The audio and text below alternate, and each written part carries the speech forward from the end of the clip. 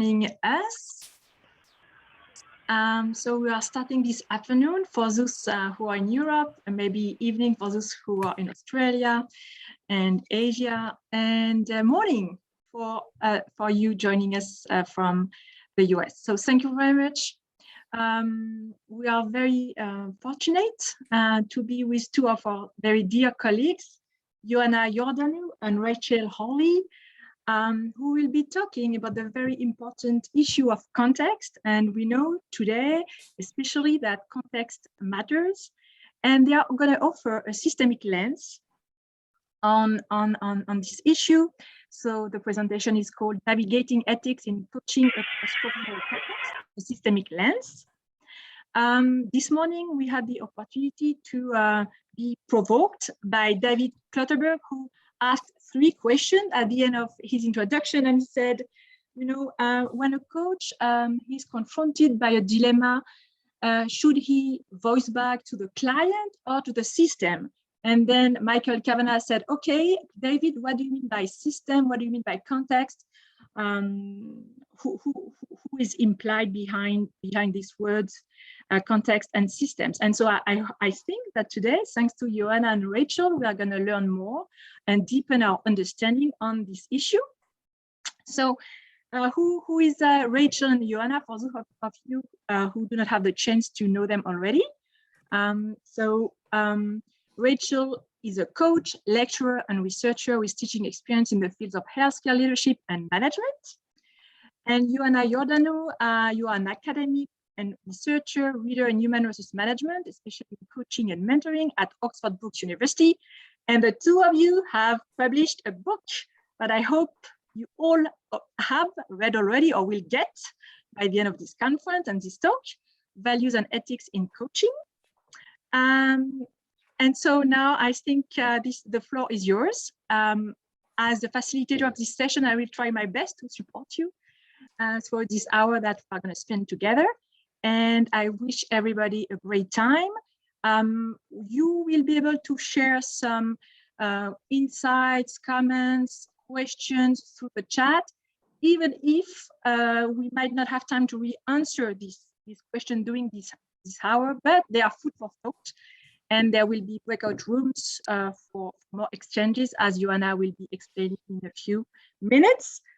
So please, everybody, stay on mute and your videos off so that the bandwidth is good, even if it's always better to have faces than just photos, but that's the way it is. Yeah, I think I did all the logistics, so the floor is yours. Thank you very much, Pauline, and just to say thank you, Wendy Ann, for this bringing, to fruition amazingly this mammoth task of the conference. Thank you. As Pauline said, this we consider this something like a workshop. So we'll try to engage colleagues in quite quick conversations because there's so much to say. This workshop does stem from a book we co-wrote with Rachel a few years ago now. And I just need to clarify here, for me as an academic, it's very important to clarify that this book is not necessarily based on empirical research, much as we did ask the opinions of several colleagues in order to write a lot of the scenarios, but is a product of a synthesis and a very thorough review of the literature. So a lot of the things we'll discuss today stem from the review of that literature. So we're seeing this today, this session, as a practice-based discussion, as we are considering a second edition of the book, focusing very much on a systemic lens, which we both admit, Rachel and I, that we've just started to consider. So hopefully some of the discussion will help with our thinking processes. Excuse me. This is the agenda for today. We will try to define what we mean by values and ethics for the purposes of this workshop today and why they matter. Then very briefly, we will introduce what we mean by systemic lens, much as a very apt introduction was offered, indeed, as Pauline said, by David Clutterberg and Michael Kavanagh. Then we'll look at, just ask the question, openly, how do we make ethical decisions as coaches? We'll move on to consider some key issues on developing an ethical coaching practice, but also on maintaining that ethical coaching practice.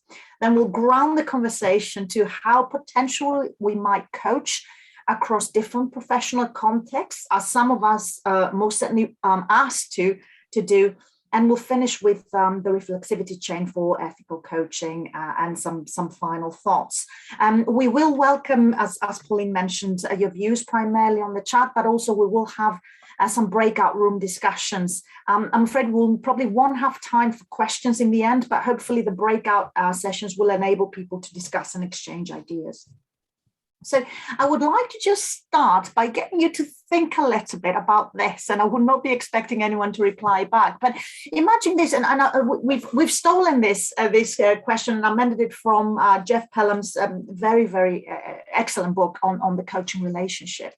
So imagine that you are in a coaching session as a coach with one or several of the following: a white middle-class man, a white working-class woman, a Muslim woman wearing a burqa, an Afro-Caribbean woman, an Asian adolescent in a wheelchair, a gay man, a trans woman, a non-binary adolescent, a refugee, the CEO of an organization you work in, the employee you directly line manage, a Buddhist monk, or a Catholic priest, among lots of different other types of people. How would you work with these different individuals? Would you treat everyone in the same manner? Or do certain categories call for a variation in your behavior? And every time I ask my students this question, so many, a treasure trove of different views come up. As I said before, unfortunately, there's no time to answer this question. This is just a snapshot of how this is going to go. We're going to get you to consider different scenarios. But by all means, if you want to share any thoughts at all in the chat, feel free to consider that. But as we enter this phase, as David Clatterback said, that we focus very much on issues of equality, diversity, and inclusion as coaches and as coachees, it's important to start considering this. So Rachel, I'll pass over to you so that we start with a few definitions. Thank you. And I think it's just so important to begin with definitions. We came to see in the work that we'd undertaken that understanding our values are really a foundation for beginning to explore ethics in coaching. And you'll notice that we use the image of the zebra a lot in this presentation. It sits neatly on the front of the cover, and that was because it symbolized for us just the complexity and the nuances around values and ethics. And I hope that we capture some of that in the discussion that we have this afternoon. So we wanted to begin, as I say, just by reflecting really briefly on some of the foundations. We understand and work with the definition of values as principles or standards of behaviour, one's judgment of what's important in life, of ethics, that moral principle that governs a person's behaviour or conducting of an activity such as coaching. Ethics in practice that determine what good or bad or right or wrong. In comparison to values, ethics do not merely relate to our general notions of what's important, but to actually the rules, the codes, the principles of conduct in which we practice. In other words, ethics can be seen as that practical application of our values. These definitions are really just the basis of how we define values and ethics in our book, but also how we're using that in relation to our session this afternoon. So if we can move on to the next slide. Sorry, Rachel, I'm trying, but oh, here we are. Just wanted to delve a little bit deeper in relation to coaching values. Here you'll see that we're focusing on three aspects of values that intersect in our coaching, but also in our everyday lives. And people already today have spoken about some of the examples that are enormously complex in the world and the environments that we're all living in, wherever we're situated today. So particularly our personal values, which we understand as the broad desirable goals that motivate people's actions and serve as that guiding principles in our lives. Our professional values as an extension to our personal values are the guiding beliefs and principles that influence one's work and behaviour. And I'm always reminded of the environment that I work in, which is predominantly in healthcare. And there's a significant relationship between our personal and professional, and indeed our organisational values. So the guiding principles, which a company or an organization abides by, usually influenced more widely by politics and societal values. It's this interconnectedness that really matters. And David this morning in the opening session reminded us that there's always this conflict between our values. And context is so important. And that's why it's important to think about the factors that have an impact on the principles that underpin our coaching values. So next, the next slide. So consider for a moment your value system. And by that we mean our personal and professional values. Think about the corporate culture of the organisation in which you coach, the organisational values. And within that, those nuances. I work in healthcare, and how fundamentally that different is if we're working in a hospital or in a community setting, if we're working with people in an acute scenario. Think of an accident and emergency environment, or somebody that's dealing with much longer term issues. Context is so important, and that commonly accepted societal imperatives, so our social values, but how much those vary from where we are in the world. Thank you, Rachel. And this is really important to start to be more reflexive about, because of course all these will intersect in one way or another in the work we do as coaches, but also they focus very much on that notion of the system. So this is just a brief introduction here on what we mean by the systemic lens or the system. I mean, importantly, we do hear a lot these days the term systemic coaching. This is not what we wish to focus on, but it's really important to see that several practitioners, but importantly researchers of coaching, have started to write and to produce really important work on the systemic approaches to coaching. Colleagues like Paul Lawrence or Sean O'Connor, for example, in Australia. And this is really key. So there is a developing literature on systemic approaches to coaching, which is really key. What do we mean by the system? And indeed, Michael Kavanagh this morning said, okay, is it the team? Is it the business? Is it the industry? Is it the community? Is it the country? Is it the environment? Is it even the family of a coachee or a coach, in a particular coaching context? So a definition by Paul Lawrence, the system is a set of interacting or interdependent entities forming a whole, which is important. It's important to consider and reiterate the really key question that David Platterback posed this morning. Is our ethical responsibility to the client or the system? This amorphous entity that's called a system. What is the duty of care of the coach to, let's say, the wider organization as a complex system made up of multiple local interactions, and to other individuals who are connected to the coachee they're working with? And here we're considering issues like, or stakeholders like clients, like shareholders, other stakeholders, even the environment. And this is something to consider, for example, with all of us today. I don't know about you. I've really missed being somewhere face-to-face in a conference where I can interact face-to-face with other colleagues. But the fact we're here surely means that we are doing something positive for the environment, because we haven't all got flights to meet in a specific person. So should we even be considering our impact on the environment when we embark on a coaching contract? So that's something to consider. This is what leads us to that notion of systemic thinking, taking a holistic approach, considering the wider context, for example, the organization, as a complex entity made up of nuanced, interconnected parts. So this is just an introduction of what hopefully we'll try to focus on a little bit later around this notion of systemic thinking and how we can think of our ethical responsibility to the wider system. Before we even go there, we would just like to ask some basic questions, like how do we make ethical decisions as coaches?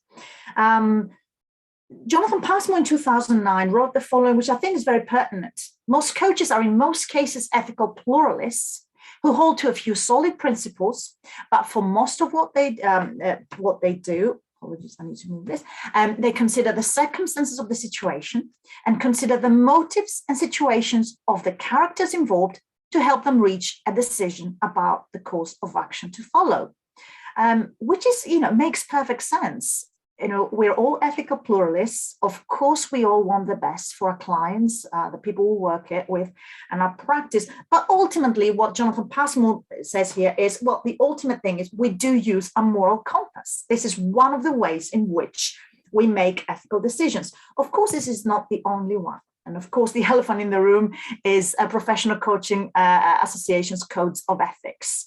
And of course, there are several professional coaching associations. They have their own codes of ethics. Some of them have got very nuanced, very specific clauses, but ultimately, all of them converge in these key principles. Do not harm, first of all, do not cause any needless injury or harm to others. Duty of care. Act in ways that promote the welfare of others. Know your limits. Practice within the scope of your competence. Respect the interests of the client, and of course, respect the law. So importantly, we wouldn't be talking about codes of ethics here without mentioning also the Global Code of Ethics, which is an initiative started by the Association of Coaching and the European Mentoring and Coaching Council, of course, with several signatories. It was started in 2016, an update happened in 2018, and very recently in July 2021, there is a third version. And the code is premised on 4 distinct sections around terminology, how we work with clients, specifically our professional conduct, and of course, what we mean by excellent practice. The main goal there was to promote excellence in coaching and mentoring by raising the standards of practice. And quite interestingly, and this is something that we both, of course, welcome, is that the latest version, the 2021 version, focused specifically on issues of course, digitalization and artificial intelligence, equality, diversity, and inclusion, but also how we act in very abrupt and exceptional circumstances, such as the COVID-19 pandemic, for example, which is key. So just to sum up with a question of how do we make ethical decisions as coaches, there's these 2 main elements. Of course, we've got a moral conduct, which is based on all the different types of values Rachel mentioned before, but we're also guided more or less by the codes of ethics of a professional coaching association we might be a member of. But here we would like to make just to mention, a word of caution about code of ethics that we need to clarify. We are very much in support of. However, realistically and pragmatically, codes of ethics are very prescriptive, which is good. But of course, as we all know, they cannot cater for all the ethical issues that we might encounter in a professional coaching practice. They may be inadequate to support the pluralistic range of individual, cultural, and professional values that coaches bring into the coaching practice on a daily basis. And this makes sense in the sense that when it comes to values and ethics, we're talking about subjectivity. Something that is right for me might be completely wrong for somebody else. And this is where a set of rules might not always be helpful. So importantly, they cannot and they will not exempt us from difficult decisions. We will always have to make those. So they do provide a platform on which to most certainly build an ethical coaching practice, but paradoxically, they can be too complex to adopt and also too simplistic to offer clear guidance on very complex and messy issues we might be facing as coaches on a daily basis. So they will provide moral shortcuts, which we should use, of course, but we should be using them hand in hand with conscious and recurrent ethical thinking, which is basically continuous reflection on our values and how they can influence our coaching practice. So I would like to focus a little bit on some of the key ethical issues that we might be facing when it comes to developing an ethical coaching practice. Because what came up from our work, our research with coaches when we were writing this book, and we very much mention this as an argument in the book, is a lot of these ethical thinking usually sits at the background of our coaching practice, and unless we pursue something like supervision, for example, we might neglect to bring it to the forefront of a coaching practice. This doesn't mean we're bad coaches or unethical coaches at all. It means that we're looking for opportunities to be more reflexive of what makes an ethical coaching practice. So what are some of the key ethical issues when it comes to developing an ethical coaching practice? Of course, we all know the issue of confidentiality and trust, and importantly, trying to understand the exceptions to the duty of confidentiality. Fabrizia D'Alberti this morning mentioned some of those. We will reiterate that, of course, the informed consent by the client, a moral obligation, especially when a situation entails some kind of risk or harm, and of course legal obligation, again, when there's a possibility of serious risk or crime. The issue of contracting, we have found that is one, if not the most significant tool when it comes to developing an ethical coaching practice. Why? Because it enables us to be open, honest, and transparent about the way we work with our clients, and again, the wider system, for example, the sponsoring organization. The autonomy of the client, so the client's right to determine their own course of action. And when it comes to a coaching relationship, especially a more complex tripartite coaching relationship, this can be messy. Because you may or may not have encountered a situation where the coachee, especially in the context of organization coaching, might not necessarily be able to decide on, first, whether they want to be coached or not, secondly, on who their coach would be, and thirdly, on potentially what the goals and the purpose of the coaching is. So it's quite important to be reflexive about what we mean by autonomy of the client in certain professional contexts.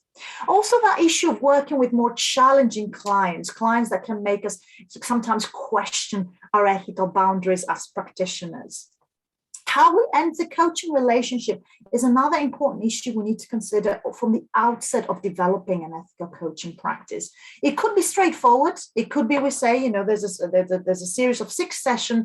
But what happens when in these 6 sessions the issue has not been resolved and somebody else is paying for that coaching process? So all these things we need to consider. And of course, the wider system, that dynamic relationship between the parts and the whole. When we're coaching an individual, what is our ethical responsibility and duty of care, if any, for example, to their extended family? This is, again, something we need to consider. We have developed an ethical coaching practice. Well, how do we maintain it? Again, here are some key ethical issues we need to be more reflexive upon.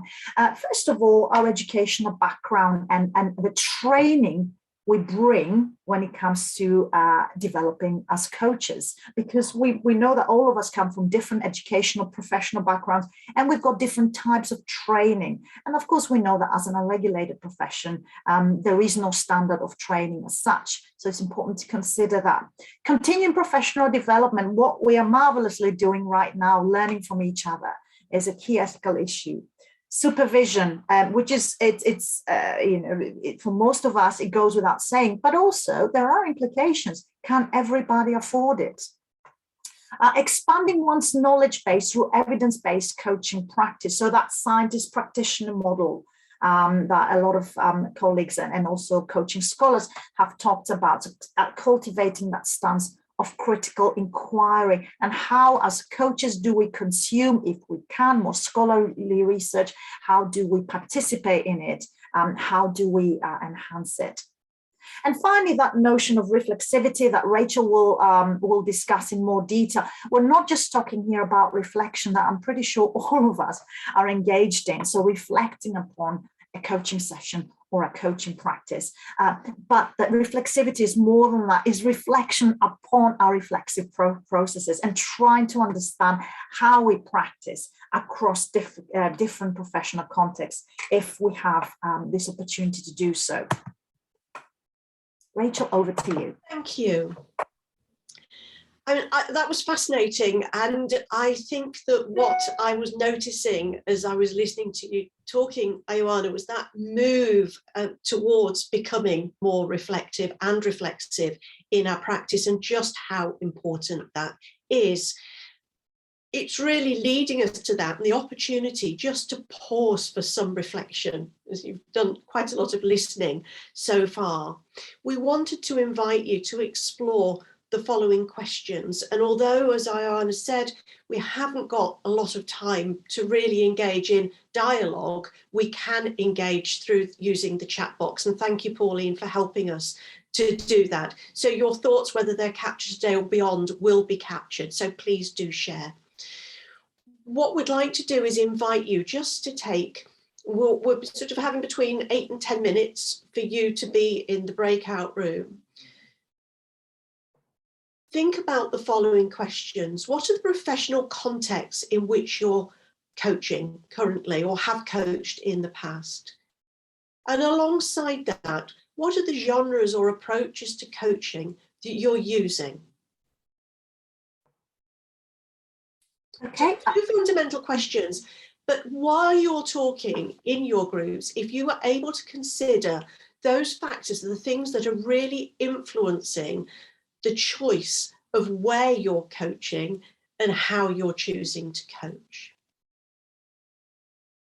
Thank you, Rachel. I will create the breakout rooms now. I assume there will be about 6 to 7 people per group, just to have a short discussion.